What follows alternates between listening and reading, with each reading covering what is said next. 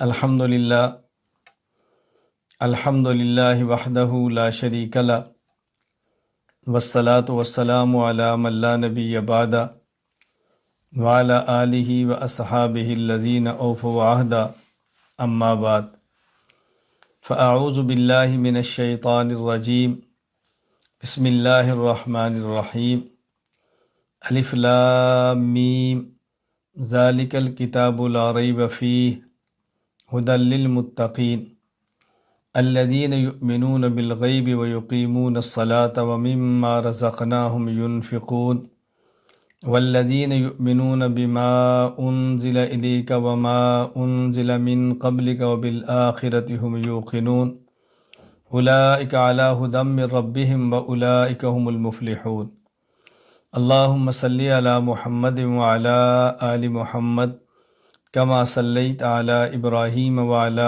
آل ابراہیم انک حمید مجید اللہم بارک علی محمد وعلی آل محمد کما بارکت علی ابراہیم وعلی آل ابراہیم انک حمید مجید۔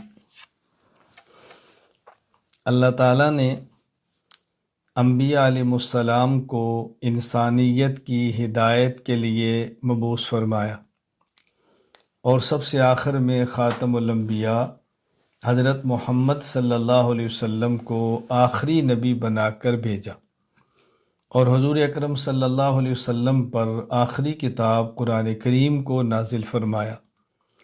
اور قرآن کریم کے آغاز میں اللہ تعالیٰ نے یہ بات فرما دی، الف لام میم ذالک الکتاب لا ریب فیہ ہدی للمتقین، کہ یہ قرآن کریم وہ کتاب ہے کہ جو لا ریب ہے، لا شک ہے، اس میں کسی قسم کی شک کی گنجائش نہیں ہے، اور یہ کتاب ہدایت ہے۔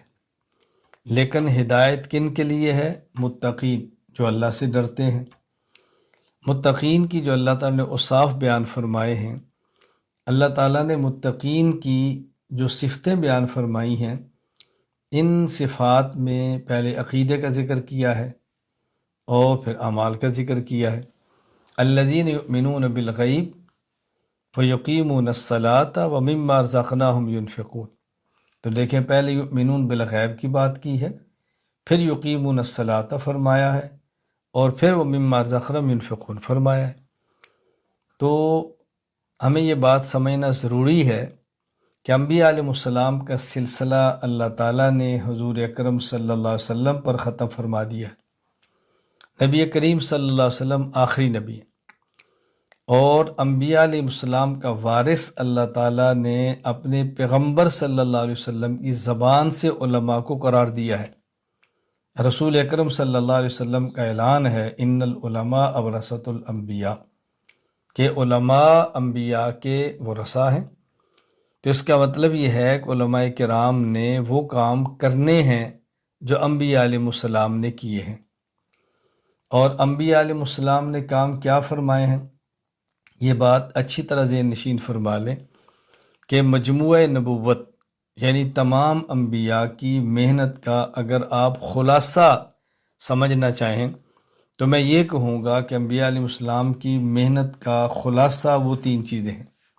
نمبر ایک، اشاعت دین، نمبر دو، دفاع دین، نمبر تین، نفاذ دین۔ اشاعت دین کا معنی ہے کہ دین کو امت کے سامنے پیش کرنا، دین کو عام فرمانا۔ دفاع دین کا معنی یہ ہے کہ اس دین پر جو اشکالات، جو شکوک و شبہات ہوں، ان کا دلائل سے دفاع کرنا اور جواب دینا۔ نفاذ دین کا معنی یہ ہے کہ جو دین پیش کیا ہے، جس کا دلائل سے دفاع فرمایا ہے، اسی دین کو طاقت کے ساتھ نافذ کرنا۔ تو انبیاء علیہ السلام کی محنت کا خلاصہ اشاعت دین، دفاع دین اور نفاذ دین ہے۔ اور اس کے لیے انبیاء علیہ السلام نے جو طریقے اختیار فرمائے، ان طریقوں کا خلاصہ چار ہیں۔ نمبر ایک، تقریر، نمبر دو، تحریر، نمبر تین، مناظرہ، نمبر چار، جہاد۔ یہ چار طریقے ہیں جو انبیاء علیہ السلام نے استعمال فرمائے ہیں، علماء انبیاء علیہ السلام کے وارث ہیں۔ اس کا مطلب یہ ہے کہ علماء کرام نے یہ 3 کام کرنے ہیں: اشاعت دین، دفاع دین، نفاذ دین، اور اس کے لیے 4 طریقے اختیار کرنے ہیں: تقریر، تحریر، مناظرہ اور جہاد۔ اب علماء کرام چونکہ انبیاء علیہ السلام کے ورثاء ہیں تو یہ بات ذہن نشین فرما لیں کہ انبیاء علیہ السلام کا جو منصب ہے اس میں علم کو بنیادی کردار حاصل ہے، تو عالم کا علم نہایت پختہ ہونا ضروری ہے۔ پیغمبر کا علم تو پختہ تھا، کیوں؟ پیغمبر پر وحی آ رہی ہے، اس میں تو نقص کا سوال ہی نہیں ہے۔ عالم کا علم پختہ ہونا ضروری ہے۔ نمبر 2، عالم کے مسائل اعمال کا پختہ ہونا ضروری ہے۔ نمبر 3، عالم کے اخلاق کا پختہ ہونا ضروری ہے، یعنی عالم کے اندر 3 چیزیں بنیادی ہیں۔ نمبر 1، اس کا علم پختہ ہو، عقائد پختہ ہوں، نظریات اس کے درست ہوں۔ نمبر 2، اس کے اعمال پختہ ہوں، عملی زندگی درست ہو اور اخلاق درست ہوں۔ اب عملی زندگی میں 2 چیزیں آتی ہیں۔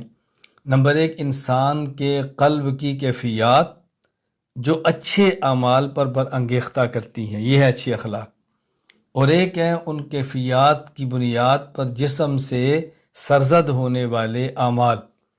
یہ 2 چیزیں ہیں۔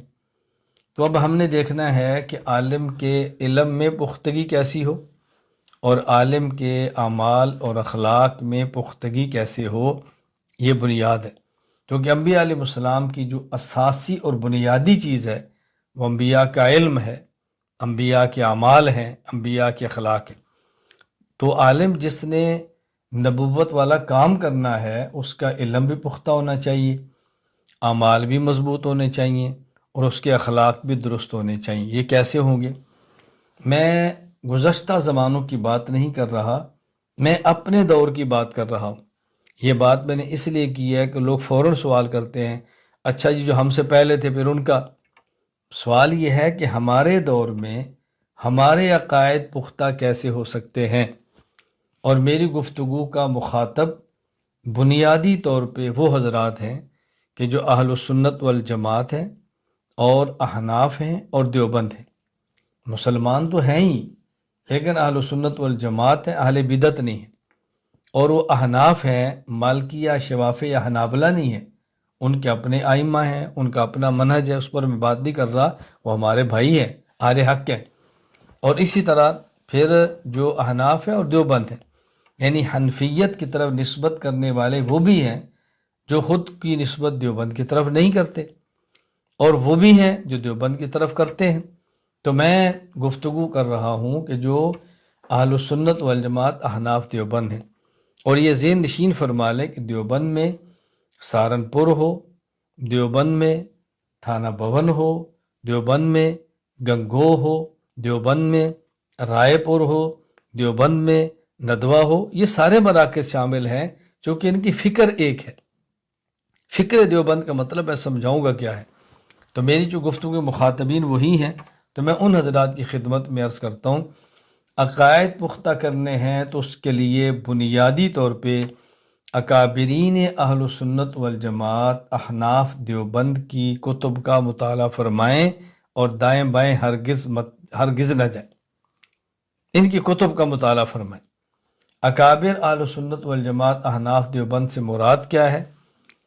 حضرت مولانا رشید احمد گنگوہی، حضرت مولانا محمد قاسم نانوتوی اور حضرت شیخ الہند مولانا محمود حسن دیوبندی اور حضرت شیخ الہند مولانا محمود حسن دیوبندی رحمہ اللہ کے بلا واسطہ تلامذہ اور شاگرد حضرت تھانوی، حضرت مدنی، حضرت کشمیری، حضرت مفتی کفایت اللہ دہلوی، حضرت مولانا الیاس کاندلوی، یہ بنیادی جو براہ راست تلامذہ ہیں، یہ ہیں اکابرین اہل سنت والجماعت احناف دیوبند۔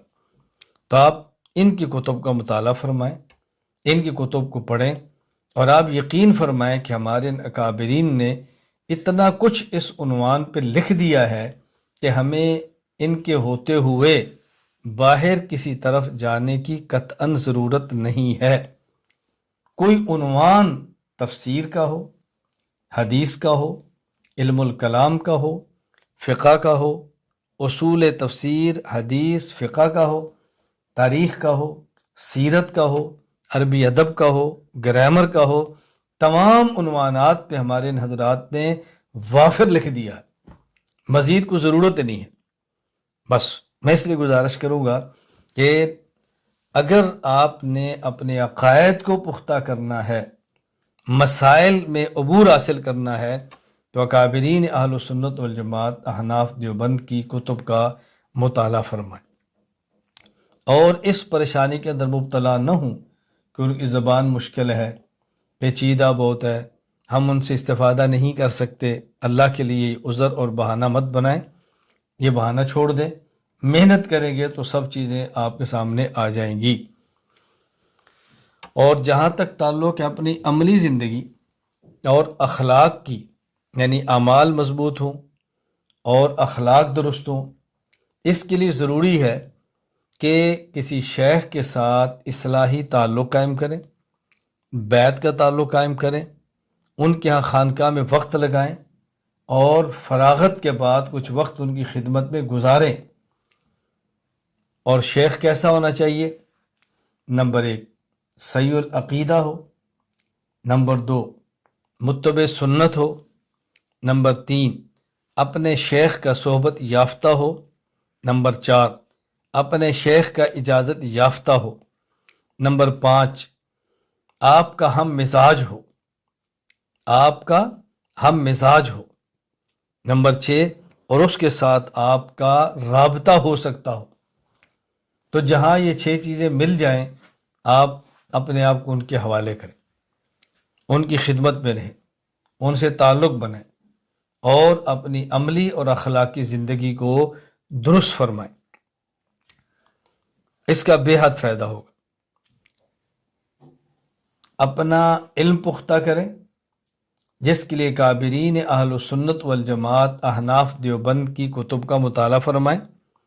اکابرین اہل سنت والجماعت احناف دیوبند سے مراد حضرت گنگوہی، حضرت نانوتوی، حضرت شیخ الہند، حضرت شیخ الہند کے بلا واسطہ تلامذہ اور شاگرد، مثلا حضرت تھانوی، حضرت مدنوی، حضرت کشمیری، حضرت مفتی کفایت اللہ دہلوی، حضرت مولانا الیاس کاندلوی رحمہم اللہ تعالی، اور اپنی عملی اور اخلاقی تربیت کے لیے صحیح العقیدہ، متبع سنت، شیخ کے صحبت یافتہ، شیخ کے اجازت یافتہ، آپ کے ہم مزاج اور جن سے رابطہ ہو سکتا ہو ان کے ہاتھ پر بیعت کریں، کچھ وقت ان کی خدمت میں گزاریں، اور اپنی اصلاح و تربیت کروائیں۔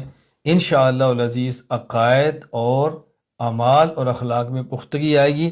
اب اس کے بعد کام کرنا شروع کریں، انشاءاللہ آپ کو کام کا لطف آئے گا، الجھنیں پیدا نہیں ہوں گی، اور جہاں الجھن آئے وہاں ہم آپ کی خدمت کے لیے موجود ہیں، آپ کی نوکری کے لیے موجود ہیں، آپ کے پاس ساتھ ہم ٹھہرے ہیں، وہاں موجود ہیں انشاءاللہ العزیز۔ ایک بات تو اچھی طرح ذہن نشین فرما لیں۔ دوسری بات، علماء کرام یہ اچھی طرح سمجھ لیں کہ ایک ہے نظریہ اور ایک ہے طریقہ۔ ایک ہے نظریہ یعنی فکر، عقیدہ، اور ایک ہے طریقہ، پالیسی، طریقہ کار۔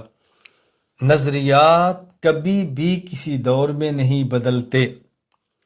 رسول اکرم صلی اللہ علیہ وسلم کے صحابہ کرام رضی اللہ عنہم مجمعین سے لے کر آج تک امت میں نظریات ایک ہے، نظریات نہیں بدلتے، عقائد نہیں تبدیل ہوتے۔ ہاں طریقہ کار وہ بدلتا رہتا ہے، جس دور میں جیسے تقاضے ہوں اس کے مطابق جائز طریقہ اختیار کرنا، اشاعت دین کے لیے، دفاع دین کے لیے، نفاذ دین کے لیے، یہ ٹھیک ہے۔ ایک وقت تھا بہترین سواری اونٹ گھوڑا تھی، آج وقت ہے بہترین سواری جہاز ہے، تو بدل گیا طریقہ۔ اس میں کیا فرق پڑتا ہے؟ ہم نے سفر کرنا ہے، اس دور میں اونٹ اور گھوڑے پر تھا، اور آج کے دور میں جہاز، ٹرین، ریل اور گاڑی پر ہے، طریقہ بدل گیا، لیکن سفر تو دین کے لیے کرنا ہے نا۔ اچھی طرح ذہن نشین فرما لیں۔ تو نظریات میں تبدیلی نہیں آتی، طریقہ کار میں تبدیلی آتی رہتی ہے۔ تو ہم نے جو اپنے عقائد اور اپنے اعمال پوری امت تک پہنچانے ہیں، اس کے لیے پہلے طریقہ کار جو تھا کچھ آج بھی ہے اور کچھ طریقہ کار بدل گیا۔ ایک طریقہ یہ ہے کہ ہم مجمع اکٹھا کریں اور بات کریں، یہ بھی ٹھیک ہے۔ ایک طریقہ یہ ہے کہ ہم کتابیں لکھیں اور امت تک پہنچائیں، یہ بھی ٹھیک ہے۔ یہ دو طریقے پہلے چل رہے تھے۔ اور تیسرا طریقہ کہ ہم آواز ریکارڈ کریں اور پہنچائیں، یہ بھی چل رہا تھا، اگرچہ بعد میں آیا۔ اب اس دور کا سب سے مؤثر، سب سے مضبوط اور تیز ترین طریقہ وہ میڈیا کا ہے۔ ایک سیکنڈ میں بات پورے عالم میں پھیل جاتی ہے، ایک سیکنڈ میں پورے عالم میں بات پھیل جاتی ہے۔ اب ضرورت اس بات کی ہے ہمارے علماء کرام اس میڈیا کی افادیت کو سمجھیں، میڈیا کی ضرورت کو سمجھیں، پھر میڈیا کے طریقہ کار کو سمجھیں اور جائز طریقہ اختیار کریں، ناجائز طریقے اختیار نہ کریں۔ سوشل میڈیا دیکھیں، اس کے جائز طریقے دیکھیں اور امت کو اس فتنے سے بچانے کے طریقے اختیار کریں کہ ہم امت کو کیسے ان چیزوں پر لا سکتے ہیں۔ میں اس پر مختصر سی بات کرتا ہوں، اچھی طرح اس کو آپ سمجھنے کی کوشش کریں۔ اس وقت میں آپ سے جو گفتگو کر رہا ہوں تو میں زوم میٹنگ پر بیٹھا ہوں اور بات ہو رہی ہے۔ اب دیکھیں میں کتنی دور بیٹھا ہوں، آپ کتنی دور بیٹھے ہیں، کتنے حضرات اور کتنی خواتین میری گفتگو کو سن رہے ہیں، سن رہی ہیں۔ ایک سیکنڈ میں آواز جا رہی ہے، سیکنڈ کے سویں حصے میں میں بولتا ہوں، براہ راست آواز آپ پر جا رہی ہے، سیکنڈ کا وقفہ بھی درمیان میں نہیں آ رہا۔ اب بتائیں کتنا مؤثر اور تیز ترین ذریعہ ہے ہماری بات کو دنیا میں پہنچانے کا۔ لہٰذا اس کو ایک جائز طریقے کے ساتھ استعمال کریں اور معقول طریقے سے استعمال کریں۔ میں مختصر سی ترتیب عرض کرتا ہوں، اپنے کام کی نوعیت پیش کرتا ہوں تاکہ آپ کو اندازہ ہو کہ میں بھی تو میڈیا پر کام کروں۔ میں نے اس وقت مرکز اہل سنت والجماعت جو گراؤنڈ پر ہے، زمین پر ہے، آف لائن ہے، اس پہ اچھی خاصی محنت کی ہے، اور اس کے بعد ہم نے جب میڈیا پر شروع کیا ہے اور تعلیم کے نظام کو عام کرنے کے لیے ای مرکز کا ہم نے سلسلہ قائم کیا۔ اب آپ دیکھیں ای مرکز کے تحت ہونے والے کورسز کی آپ اندازہ فرمائیں ترتیب اور افادیت کو۔ نمبر 1، تعلیم القرآن کورس 2 سالہ، آپ کے 5 سال سے لے کر 10 سال کے بچے کے لیے، کتنی بڑی تعداد سے اسے استفادہ کر رہی ہے۔ نمبر 2، 1 سالہ قرآن کریم کا ترجمہ اور تفسیر کورس مردوں اور خواتین کے لیے۔ نمبر 2، 1 سالہ تخصص فی العقائد الاسلامیہ علماء کرام کے لیے۔ نمبر 4، 2 سالہ تخصص فی الافتاء علماء کرام کے لیے۔ نمبر 5، 2 سالہ علم دین کورس حضرات اور خواتین کے لیے۔ نمبر 6، 4 سالہ عالم کورس حضرات اور خواتین کے لیے۔ نمبر 7، 6 سالہ مکمل عالمیت اور درس نظامی بچیوں اور خواتین کے لیے۔ نمبر 7، شارٹ کورسز اس کے علاوہ ہیں۔ نمبر 8، ہر موقع کے مناسب تحریر اور مختصر بیانات۔ یہ میں وہ چیزیں بتا رہا ہوں جو بہت آرام سے چل رہی ہیں۔ اس کے علاوہ مختلف عنوانات پہ گفتگو، ویڈیو پر ریکارڈنگ، آڈیو، ویڈیو، فائلیں، یہ الگ سلسلہ ہے۔ تو ہم نے ای مرکز کے تحت یہ کتنا بڑا نظام ہے اور لاکھوں افراد اس سے استفادہ فرما رہے ہیں۔ میں علماء کرام سے گزارش کرتا ہوں کہ آپ اس کو سمجھیں۔ ابھی چند دن قبل میں اپنے مرکز اہل سنت والجماعت کے اراکین شورا سے آن لائن گفتگو کر رہا تھا، تو سرگودا مرکز ایک عالم تشریف لائے ہوئے تھے، تو ہمارے ایک استاد نے فرمایا کہ وہ بات کرنا چاہتے ہیں. میں نے کہا کروائیں. میں نے سلام دعا کیا اور میں نے تھوڑی سی بات آن لائن کے حوالے سے کی. وہ فرمانے لگے کہ جو سامنے بیٹھ کے شیخ کی مجلس میں فائدہ ہو سکتا ہے وہ آن لائن میں نہیں ہو سکتا. میں نے ان سے 5 منٹ گفتگو کی کچھ موضوعات پہ. میں نے کہا فائدہ ہوا؟ کہتے بہت زیادہ. میں نے کہا مولانا آپ میرے شاگرد بھی نہیں ہیں، عمر میں مجھ سے چھوٹے بھی نہیں ہیں، مجھ سے میرے عقیدت مند بھی نہیں ہیں، مجھ سے بیعت بھی نہیں ہے، آپ کو فائدہ محسوس ہوا ہے تو مجھے بتائیں. جو عمر میں مجھ سے چھوٹا ہو، علم میں خود کو مجھ سے چھوٹا سمجھتا ہو اور مجھ سے اس کا اصلاحی تعلق ہو اور میرا شاگرد ہو اور عقیدت سے سنتا ہو، بتائیں اس کو کتنا فائدہ ہوگا. تو نے کہا بالکل مجھے بات سمجھ آ گئی، مجھے بات سمجھ آ گئی. میں گزارش کر دیکھیں آپ حضرات اس وقت براہ راست مجھ سے بیٹھ کے باتیں سننے استفادہ فرما رہے ہیں تو اس کا کیسے انکار کیا جا سکتا ہے. تو میں علماء کرام سے بطور خاص گزارش کروں گا کہ آج کا دور میڈیا کا دور ہے، اس کی افادیت کو سمجھیں. آن لائن یونیورسٹیاں چل رہی ہیں، آن لائن پوری حکومتیں چل رہی ہیں. ہم اپنے نظام کو آن لائن بنائیں اور علماء اس پر کام فرمائیں، لیکن طریقہ سے استعمال کریں، غلط طریقے اختیار نہ کریں جس سے گناہوں کے دروازے کھلتے ہیں. ان طریقوں کو اختیار نہ کریں. عقائد اور نظریات تبدیل نہیں ہوتے، کام کا طریقہ کار اور کام کی پالیسیاں یہ وقت اور حالات کے ساتھ بدلتی رہتی ہیں. اس کو اچھی طرح ذہن نشین فرمائیں. ہاں، جن علماء کرام نے میڈیا پر آ کر کام کرنا ہے میں ان سے گزارش کروں گا، نمبر 1 آپ ہر کلپ کا جواب نہ دیں، ہر کلپ کو ٹچ نہ کریں، ہر بندے کی مخالفت نہ کریں. یہ دیکھیں کس کا جواب دینا ہے، کس کا جواب نہیں دینا، کب جواب دینا ہے، کب جواب نہیں دینا، کتنا جواب دینا ہے اور کتنا جواب نہیں دینا. کتنے لوگ ایسے ہیں جو خود میرے خلاف کلپس ریکارڈ کراتے ہیں اور میں ان پر توجہ بھی نہیں دیتا، میں ان کو سنتا بھی نہیں ہوں. کوئی مجھے کلپ بھیجتا ہے کہ یہ آپ کے خلاف کلپ آیا ہے اور آپ اس کو سن لیں. میں نے کہا مجھے یہ کلپ نہ سنائیں،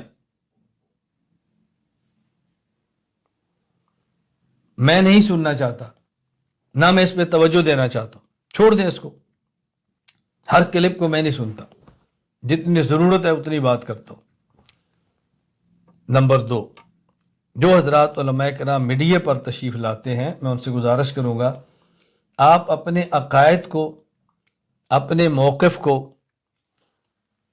اخلاص، اعتدال، دلائل، تسلسل کے ساتھ بیان فرمائیں، انشاءاللہ اس کے نتائج آئیں گے. نمبر 3 جو علماء کرام میڈیا پر آ کر گفتگو فرمانا چاہتے ہیں میں ان سے گزارش کروں گا کہ آپ کے اہل حق علماء سے اگر کوئی لغزش ہو، کوئی بات ایسی کہہ دے جس سے آپ کو اختلاف ہو، اس کا فوری طور پر میڈیا پر جواب نہ دیں، فوراً دھلائی نہ کریں، فوراً نزیبہ زبان استعمال نہ کریں. انتظار فرمائیں، ان سے ملاقات کی انتظار کریں، ان سے رابطے کی ترتیب بنائیں، ان سے بات کریں. وہ نہ مانیں تو چلے آپ میڈیا پر بھی کہہ دیں، لیکن فوراً کسی کی بات آئے تو میڈیا پر اس کی تردید کر کے ایک نیا محاذ نہ کھولیں. امت کو مزید ٹینشنوں میں نہ ڈالیں، مزید انتشار اور تشدد اس کے اندر پیدا نہ کریں. نمبر 4 جو ہمارے علماء کرام میڈیا پر تشریف لاتے ہیں میں ان سے گزارش کروں گا کہ میڈیا پر اپنا لباس پیش کریں، اپنی پگڑی، اپنی داڑھی، اپنی چیزیں لے کر آئیں. ہمارے جس کو ہلکی سی شہرت ملتی ہے، کبھی وہ ٹوپی کسی کی لیتا ہے، کبھی وہ جبہ کسی کا لیتا ہے، کبھی وہ رومال کسی کا لیتا ہے، کبھی وہ کپڑے کسی کا لیتا ہے، کبھی سٹائل کسی کا لیتا ہے. ایسا نہ کریں، اپنے لباس کے ساتھ آئیں، اپنی ترتیب کے ساتھ آئیں اور اپنے نظم و ضبط کے ساتھ آئیں. اپنے وجود کو منوائیں، کسی کے وجود کو عام نہ کریں. اپنے تشخص کا لوہا منوائیں، کسی کے تشخص کو عام نہ کریں. آپ اپنے نظریات کو پھیلائیں، کسی اور کے نظریات کے پھیلانے کا ذریعہ مت بنیں. آپ اپنی چیزیں سامنے لائیں، اپنے تشخص کے ساتھ میڈیا پر آئیں، ضرور آئیں، کوئی حرج کی بات نہیں ہے. اس کا بہت اہتمام کریں۔ نمبر 5، جو ہمارے حضرات میڈیا پر تشریف لا رہے ہیں، میری ان سے گزارش ہے وہ ہر کرنٹ ایشو کو ٹچ نہ کریں، ہر بات کو نہ چھیڑیں، جو بات جس کے مناسب ہے وہ بات ان کے اوپر چھوڑ دیں۔ اگر کچھ سیاسی بات ہے تو جو ہمارے علماء حق میدان سیاست میں ہیں وہ ہم سے زیادہ سیاست کی اونچ نیچ کو سمجھتے ہیں، کن سے اتحاد کرنا ہے، کن سے اختلاف کرنا ہے، اور کب کون سی سیاست کرنی ہے، یہ ان پہ چھوڑیں۔ ہم دور بیٹھ کر رائے پیش نہ کریں۔ جو ہمارے علماء کرام کسی دیگر محاذوں پہ کام کر رہے ہیں، تعلیم و تربیت پہ لگے ہیں، کوئی جہاد پہ لگا ہے، کوئی کسی اور عنوان پہ کام کر رہا ہے، تو ان کے کاموں پر بلا وجہ طنز نہ کریں، ان کے معاملات میں دخل نہ دیں، ہر کرنٹ ایشو کو ٹچ نہ کریں، اور ہر بات پہ بلا وجہ بولنا نہ شروع کریں۔ ان باتوں کو سمجھنے کی ہم کوشش کریں۔ آپ حضرات کے علم میں ہے کہ میں پاکستان یا ہندوستان یا دنیا کے کسی بھی ملک میں ہونے والے حالات کے بارے میں اپنی رائے پیش نہیں کرتا۔ میں کہتا ہوں وہاں کے اکابرین علماء جو فرماتے ہیں ان کی رائے کو دیکھیں اور ان کی رائے کے مطابق آپ بات آگے چلائیں۔ ہر بات کو فوراً چھیڑنا، ہر بات پہ کلپ ریکارڈ کرنا، ہر بات کو آگے نشر کرنا، یہ مناسب نہیں ہوتا۔ لوگوں کو ذہنی انتشار سے ہم بچائیں، اس کا بہت فائدہ ہوگا۔ اللہ میں بات سمجھنے کی توفیق عطا فرمائے۔ علماء حق جو دین کے شعبے پر کام کر رہے ہیں، میں یہ ساری گزارشات ان کے احوال کے اعتبار سے عرض کر رہا ہوں تاکہ ہمیں الجھنیں پیدا نہ ہوں، اور پیدا ہونے والے الجھنوں سے ہم اپنی جان چھڑائیں اور اپنے آپ کو بچانے کی کوشش کریں۔ ہمارے ہاں تبلیغی جماعت کا کام ہے، اللہ تعالیٰ نے بہت کام لیا ہے، پورے عالم میں کام لیا ہے، لاکھوں افراد کی زندگی بدلی ہے، اللہ اس کو قبولیت عطا فرمائے۔ اب تبلیغی جماعت میں کچھ اختلاف ہوا ہے، اللہ اپنے کرم سے اس اختلاف کو ختم فرما دے۔ دو گروپ بنے ہیں، اللہ اپنے کرم سے متحد فرما دے۔ مجھ سے بہت سارے احباب اس موقع پر پوچھتے ہیں کہ تمہاری کیا رائے ہے؟ میری رائے بڑی آسان اور سادہ سی ہے کہ جب کہیں اختلاف کی آگ بھڑک اٹھے تو اس پر پٹرول نہ چھڑکیں، اس پر پانی پھینکیں۔ تو ہم نے اور جو مجھ سے تعلق رکھنے والے دنیا بھر میں افراد ہیں، مجھ سے عقیدت کا تعلق ہے، مجھ سے شاگردی کا تعلق ہے، ان کا مجھ سے اصلاحی تعلق ہے، میں ان سے گزارش کروں گا کہ تبلیغی جماعت کے موجودہ اختلاف پر پٹرول نہ چھڑکیں، آپ اس پر پانی گرائیں۔ ہم نے اس اختلاف کو بجھانا ہے، اس اختلاف کو ختم کرنا ہے، اس اختلاف کو کم کرنا ہے، اس اختلاف کو بڑھانا اور اس کی خلیج کا دائرہ وسیع نہیں کرنا۔ ایک طرف ہم محنت کر رہے ہیں کہ دنیا بھر میں اتحاد ہو، اور ایک طرف آپس میں کچھ اختلاف ہو جائے تو مزید اس اختلاف کو ہوا دیتے ہیں۔ یہ میں نہیں سمجھتا کہ مناسب طرز عمل ہے۔ میں اس لیے گزارش کرتا ہوں، میں نے اپنی رائے پیش کر دی ہے تاکہ بار بار آپ کو یہ میری رائے مجھ سے نہ پوچھنی پڑے، بھئی تیری رائے کیا ہے، تو کیا چاہتا ہے۔ میں بڑی مختصر گزارشات پیش کر رہا ہوں، اس کو سمجھنے کی کوشش کریں۔ ہمارے ہاں جو حضرات علماء کرام مختلف عنوانات پہ کام کر رہے ہیں، میں ان سے گزارش کرتا ہوں کہ جب آپ کا کسی سے تعلق ہے ادارے سے، اس ادارے کی پالیسی کا خیال فرمائیں، نہیں ہے تو احسن انداز میں استعفیٰ دے کر ادارے کو چھوڑ دیں۔ ایسا نہ کریں ہم ایک مدرسہ، ایک ادارہ، ایک جماعت میں رہتے ہوئے ان کی پالیسی کی مخالفت کریں، اس ادارے کے ٹوٹنے کا سبب بنے، اس ادارے کے معاونین کے متنفر ہونے کا سبب بنے، اس ادارے کی تنزلی کا سبب بنے، یہ جائز نہیں ہے۔ جس ادارے اور جس جماعت میں رہ کر ہم کام کرتے ہیں، اگر ہمیں ان کی پالیسی سے اتفاق ہے، ہمیں ان کے نظریات سے اختلاف ہے، اتفاق ہے، تو وہاں رہ کر کام کریں۔ اگر ان کے نظریات سے اتفاق نہیں ہے یا ان سے طریقہ کار سے اتفاق نہیں ہے تو اچھے طریقے سے، اچھے اسلوب سے چھوڑ کے الگ ہو جائیں۔ وہاں رہ کر اس ادارے کو تباہ و برباد نہ کریں، یہ قطعاً مناسب نہیں ہے۔ جو علماء کرام یا علماء کرام کے علاوہ لوگ مجھ سے اصلاحی تعلق رکھتے ہیں، میں ان کی خدمت میں دو ٹوک لفظوں میں یہ بات کہنا چاہتا ہوں کہ مجھ سے اصلاحی تعلق قائم کرنے کے بعد کم از کم 1 سال تک آپ میرے بیان سنیں اور میری تحریر پڑھیں، رخ بالکل درست ہو جائے تو پھر آپ کہیں دائیں بائیں چلے جائیں تو آپ کو کوئی شخص بھی خراب نہیں کرے گا انشاءاللہ۔ مجھے چند دن قبل رابطے پر ایک شخص نے کہا کہ ہم نے سنا ہے کہ آپ یہ کہتے ہیں کہ میرے علاوہ کسی کا بیان نہ سنو، میرے علاوہ کسی کو نہ پڑھو۔ میں نے کہا نہیں، آپ نے کچھ صحیح سنا ہے اور کچھ غلط سنا ہے۔ میں ہر کسی کو یہ نہیں کہتا کہ میرے علاوہ کسی کو نہ سنو، میں ہر کسی کو یہ نہیں کہتا کہ میرے علاوہ کسی کو مت پڑھو۔ میں کہتا ہوں جو مجھ سے اصلاحی تعلق قائم کرے وہ 1 سال تک صرف مجھے سنے اور مجھے پڑھے، تاکہ اس کا رخ ٹھیک ہو جائے اور اس کا مخ ٹھیک ہو جائے، دماغ بھی ٹھیک ہو، نظریہ بھی ٹھیک ہو اور اس کا طریقہ بھی ٹھیک ہو۔ اس کے بعد کسی کو سنے گا تو فساد اور خرابی نہیں ہوگی، جس کو ذہن نشین فرما لیں۔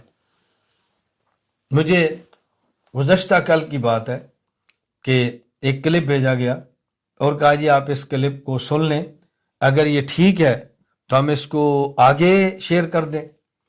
میں نے کہا مجھ سے بیعت کرنے کے بعد آپ نے ابھی تک یوٹیوب پر لوگوں کو سننا نہیں چھوڑا؟ کہا جی کسی اور نے بھیجا ہے تو میں نے چاہا کہ آپ سے تصدیق کرا لوں۔ میں نے کہا میں خود یوٹیوب پہ بیانات نہیں سنتا تو تمہارے کہنے پر میں اس کلپ کو سن لوں گا، اتنا وقت میرے پاس نہیں ہے۔ براہ راست ان سے رابطہ کریں، آپ سنیں اتفاق ہے یہ نہیں ہے۔ انہوں نے کہا جی خیر معذرت۔ اچھا، پھر جن حضرات کا مجھ سے تعلق ہے میں ان سے گزارش کرتا ہوں کہ مجھے کلپس، مجھے ویڈیوز، مجھے تحریرات اور مجھے ہر خبر نہ بھیجا کریں۔ بس اوقات کہیں کسی عالم کا انتقال ہوتا ہے تو کتنے لوگ مجھے بھیجتے ہیں جی فلاں فوت ہو گئے۔ اچھا، کوئی بیمار ہوتا ہے تو کتنے لوگ مجھے میسج کرتے ہیں، اس کی وجہ انہوں نے گروپ کے اندر میرا نام رکھا ہوتا ہے اور جس طرح عام کسی کو بھیجتے ہیں مجھے بھی بھیج دیتے ہیں۔ میں گزارش کرتا ہوں کہ مجھے اس طرح تحریرات نہ بھجوایا کریں، مجھے میسج دیکھنا پڑتا ہے، بلا وجہ چیز دیکھنی پڑتی ہے، اس میں وقت کا بہت ضیاع ہوتا ہے۔ اہم خبریں مجھ تک آ جاتی ہیں، میں نے ایک نظام بنایا ہوا ہے، اس نظام کے تحت مجھے خوشی اور غمی کی خبریں موصول ہوتی رہتی ہیں۔ میں علماء کرام سے گزارش کرتا ہوں، عوام سے بھی اور خصوصاً علماء کرام سے، یہ وہ الجھنیں ہیں جو مجھے پیش آتی ہیں۔ عام طور پہ بہت سارے لوگ میسج کرتے ہیں السلام علیکم ورحمۃ اللہ وبرکاتہ، ختم۔ کبھی میسج کریں گے اور انگلش میں اے اور یو لکھ کے چھوڑ دیں گے، کئی میسج کریں گے ہیلو لکھ کے چھوڑ دیں گے۔ بھائی میسج کرنے کا طریقہ سیکھیں، جب آپ نے میسج کرنا ہو تو مکمل میسج لکھا کریں۔ میں میسج لکھوں السلام علیکم ورحمۃ اللہ وبرکاتہ، میں محمد الیاس گھمل استنبول ترکیہ سے رابطہ کر رہا ہوں، میں نے آپ سے بات کرنی ہے یا میں نے آپ سے مسئلہ پوچھنا ہے یا میں آپ کے شہر آیا ملنا چاہتا ہوں، پوری بات کروں۔ ہوتا کیا ہے، یعنی ابھی آج کی بات ہے، میں نے ایک میسج دیکھا اس میں لکھا ہیلو۔ اب میں نے کتنی دیر بعد موبائل دیکھا تو میں نے لکھا جی۔ اب ان کا پھر میسج آیا میں نے آپ سے بات کرنی ہے۔ اب میں نے کچھ دیر بعد میسج کیا آپ کا تعارف، اب وہ کب تعارف بھیجیں گے اور کب میری دوبارہ بات ہوگی، تو چھوٹا سا میسج لکھ دے تو کیا حرج ہے۔ مجھے اتنے میسج کا جواب صرف یہ دینا پڑتا ہے وعلیکم السلام ورحمۃ اللہ وبرکاتہ۔ بہت سارے حضرات ہیں جی آپ سلام کا جواب نہیں دیتے، سلام کا جواب دینا واجب ہے، میں دیتا ہوں، کیوں نہیں دیتا۔ میں گزارش کرتا ہوں کہ آپ السلام علیکم ورحمۃ اللہ لکھیں اور ساتھ پوری بات لکھیں تاکہ میسج پڑھنے والے کو فوراً سمجھ آ جائے کہ مجھ سے رابطہ کرنے والا کون ہے اور یہ کس مقصد کے تحت رابطہ کر رہا ہے، الجھن نہیں ہوگی۔ ہم نے ان چیزوں کو اچھی طرح سمجھنا ہے، اللہ تعالیٰ میں بات سمجھنے کی توفیق عطا فرمائے۔ کتنے ایسے لوگ ہیں جو عالم نہیں لیکن قرآن کے حافظ ہیں، کتنے لوگ ایسے ہیں جو عالم ہیں اور قرآن کے حافظ ہیں۔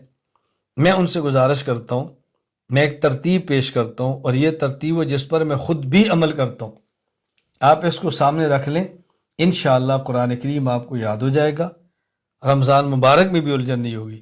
ترتیب یہ ہے کہ صبح فجر کی نماز سے پہلے یا فجر کی نماز کے بعد آپ صرف ایک پاؤ پارا اوپر دیکھ کر پڑھیں، تجوید کے ساتھ ٹھہر ٹھہر کے۔ اس ایک پاؤ کو دوبارہ پھر کسی وقت پڑھ کے یاد کر لیں، پھر اس ایک پاؤ کو آپ حضرات اسی ایک پاؤ کو دن کو نوافل میں یا فرض نمازوں میں پڑھیں، پھر اسی ایک پاؤ کا رات تہجد میں پڑھیں۔ صبح ایک بار اوپر دیکھ کر پڑھیں، پھر ایک بار زبانی پڑھیں، پھر اس کو نوافل میں پڑھیں، پھر صبح تہجد میں پڑھیں۔ ایک پاؤ دن میں 4 مرتبہ آپ نے پڑھنا ہے، تو گویا آپ نے ایک پارے کی تلاوت کی ہے اور ایک پاؤ کو 4 بار پڑھیں۔ 4 مہینے بعد آپ کا قرآن کریم مکمل ہو جائے گا۔ اس کے بعد یہی ترتیب، آدھا پارہ اوپر دیکھ کر پڑھیں، پھر اس کو زبانی پڑھیں، پھر اس کو نوافل یا فرائض میں پڑھیں، پھر صبح تہجد میں پڑھیں۔ 2 پارے کی تلاوت، آدھا پارہ مکمل، یہ آپ کا 2 مہینے میں قرآن مکمل ہو جائے گا۔ پھر اس کے بعد آپ 3 پاؤ پر پڑھیں، پھر اس کے بعد ختم ہو تو 1 پارہ پڑھیں۔ شعبان آنے سے پہلے پہلے 1 پارہ باقاعدگی کے ساتھ آپ نوافل میں پڑھنے کے عادی ہو جائیں گے۔ قرآن کریم بھی یاد ہوگا، قرآن کریم بھی پختہ ہوگا، اجر اور ثواب بھی ملے گا اور الجھن نہیں ہوگی۔ بہت سارے احباب نے میرے دیے نسخے پر عمل فرمایا اور انہوں نے کہا کہ ہمیں استاد جی بے حد فائدہ ہوا ہے، قرآن کریم ہمارا الحمدللہ بڑے آرام کے ساتھ یاد ہو گیا ہے، آپ اس کا اہتمام فرمائیں۔ اللہ تعالیٰ مجھے بھی اور آپ کو بھی عمل کی توفیق عطا فرمائے۔ میں علماء کرام سے بڑی تاکید سے اور بڑے درد سے، بڑی محبت سے، بڑی عقیدت سے گزارش کرتا ہوں کہ ہم نے امت کی رہنمائی کرنی ہے، ہم نے امت کو صحیح رخ پہ رکھنا ہے۔ یہ تب ہوگا جب ہم صحیح رخ پہ ہوں۔ میرے عقیدے پختہ ہیں تو امت کے پختہ ہوں گے، میرے اعمال پختہ ہیں تو امت کے پختہ ہوں گے، میرے اخلاق درست ہیں تو امت کے درست ہوں گے، میری زندگی درست ہے تو لوگوں کی درست ہوگی، اور میری زندگی درست نہیں ہے تو لوگوں کی زندگی کیسے درست ہوگی؟ اس لیے میں گزارش کرتا ہوں کہ ہم نے مایوس نہیں ہونا، ہم نے حالات سے پریشان نہیں ہونا، ہم نے بالکل الجھن میں نہیں پڑنا، بلکہ ہم نے میدان میں کھڑے ہونا ہے، امت کی رہنمائی کرنی ہے اور امت کو صحیح رخ پہ لے کر چلنا ہے، انشاءاللہ ثم انشاءاللہ۔ ہمارا 2 سالہ علم دین کورس بحمد اللہ تعالی تیار ہو کر چھپنے کے لیے جا چکے۔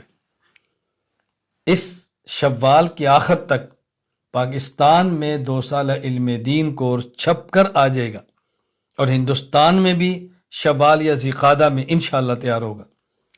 اس کے شائع ہونے کے بعد میں آپ سے رابطہ کروں گا اور میں آپ کو پوری ترتیب بتاؤں گا کہ 2 سالہ علم دین کورس آپ نے آف لائن کیسے پڑھانا ہے، آن لائن نہ پڑھائیں، آف لائن کیسے پڑھانا ہے۔ آپ محسوس فرمائیں گے کہ اس کورس میں ہم نے کس طرح ترجمہ قرآن کریم، احادیث، سیرت، آداب، اخلاق، عقائد، تاریخ اور عربی گرامر صرف نحو کا کتنا خیال کیا ہے، آپ اندازہ فرمائیں گے۔ یہ کورس تیار ہونے والا ہے، آخری مراحل میں ہے، انشاءاللہ ہم اس کو آپ کے سامنے پیش کریں گے، اور ہماری خواہش ہوگی کہ مجھ سے تعلق رکھنے والے، کم از کم میرے تلامذہ اور شاگرد اور مجھ سے اصلاحی تعلق رکھنے والے اپنے اپنے علاقوں میں ان کورسز کا آغاز فرمائیں اور محنت فرمائیں۔ میں علماء کرام سے گزارش کرتا ہوں، اگر آپ میں سے کسی نے کسی علاقے میں نیا کام شروع کرنا ہے تو اس کا بہترین طریقہ، آپ صراط مستقیم کورس میرا لے لیں، آپ اس کورس کو پڑھائیں، اس کورس کی بنیاد پر لوگ آپ کے پاس آئیں گے اور آپ ان کو کورس پڑھا لیں، وہ جڑ جائیں گے۔ اس کے بعد آپ وہاں کسی بھی مدرسے کا اعلان کریں تو آپ کو آرام کے ساتھ افراد انشاءاللہ مدرسے میں مل جائیں گے۔ میں وہ بات کروں جس پر میں نے تجربہ کیا ہے، لوگوں نے کیا ہے اور فائدہ ہوا ہے۔ یہ صراط مستقیم کورس کسی مسجد، کسی محلے اور کسی گاؤں میں اور کسی شہر میں کام کرنے کی بنیاد بن جاتا ہے۔ آپ اس کو بنیاد بنا کے دیکھیں اور آپ کو محسوس ہوگا کہ کتنا اس سے فائدہ ہوا ہے۔ اللہ تعالیٰ مجھے اور آپ سب کو اشاعت دین، دفاع دین اور نفاذ دین کی توفیق عطا فرمائے۔ اللہ مجھے اور آپ سب کو اخلاص، اعتدال، دلائل اور تسلسل کے ساتھ اپنے عقائد اور مسائل کو امت میں عام کرنے کی توفیق عطا فرمائے۔ وآخر دعوانا ان الحمد للہ رب العالمین۔